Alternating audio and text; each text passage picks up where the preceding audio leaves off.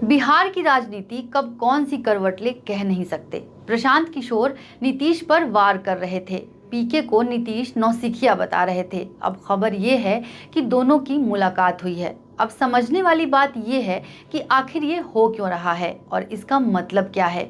जी बिहार झारखंड में आज यही है खास और मैं हूं अमिता किशोर। ये मुलाकात खास क्यों है, ये समझने के लिए आपको ये समझना होगा कि हाल फिलहाल क्या हुआ है।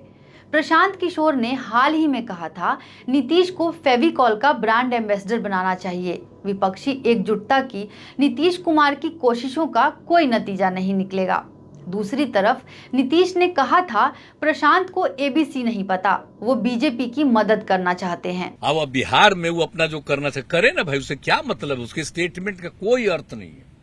सर कोई मालूम है, देखिए सुन लीजिए, एक बात जान लीजिए, आप उसके बोल रहे हैं उनके बारे में, तो उनको पता है, कुछ एबीसी मालूम है 2005 से क्या काम हुआ है। ये सलाह देना होता फेविकॉल को कि उनका ब्रांड एम्बेसडर कौन है, तो मैं कहता नीतीश जी को बनाइए। पीके की तरफ से हमलों और अब इस मुलाकात का मतलब क्या है, कहीं ये दोनों बातें आपस में जुड़ी तो नहीं हैं। दरअसल आज जो हालात है उसे देखकर यही कहा जा सकता है कि 2024 और 2025 में बिहार में दो ध्रुवीय मुकाबला होगा। एक तरफ होगी बीजेपी और दूसरी तरफ गठबंधन। प्रशांत किशोर के लिए कोई तीसरा फ्रंट खोलना मुश्किल होगा, तो उन्हें इन दो ध्रुवों में से कहीं फिट होना होगा। मोहब्बत हो या अदावत, ध्यान आकर्षित करने का तरीका यही है कि कुछ ऐसा कीजिए, कुछ ऐसा कहिए कि सामने वाला नोटिस करे। तो सवाल ये है कि पीके और नीतीश की मुलाकात की बुनियाद नीतीश पर पीके के लगातार वार बने हैं। अभी तक प्रशांत किशोर ने 2024 या 2025 में चुनाव लड़ने का ऐलान नहीं किया है, लेकिन जिस तरह से वो बिहार में कैंपेन कर रहे हैं उससे यही अंदाजा लगाया जा रहा है कि शायद वो बिहार के चुनावी समर में कूदेंगे।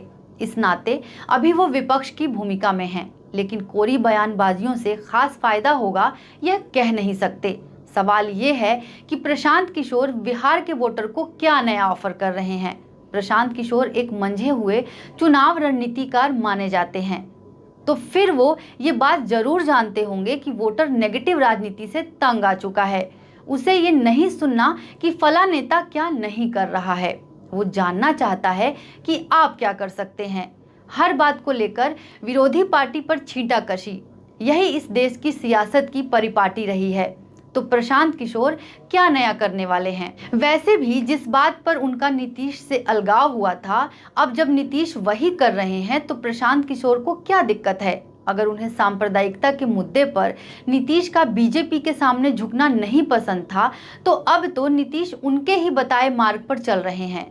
ये सवाल बिहार का वोटर उनसे जरूर पूछेगा कि अब क्यों विरोध कर रहे हैं नीतीश का। लिहाजा तर्क यही कहता है कि या तो वो नीतीश से मिल जाएं और बिहार ही नहीं देश में विपक्ष को मजबूत करें, या फिर कोई विकल्प पेश करें। गौर कीजिएगा कि सांप्रदायिकता के मुद्दे पर जेडीयू से अलग होने वाले पवन वर्मा भी नीतीश से मिले हैं, तो इन दोनों की मुलाकातों को आप इसी आलोक में देख सकते हैं। जब अलगाव का मुद्दा ही नहीं बचा तो अलग क्यों रहें।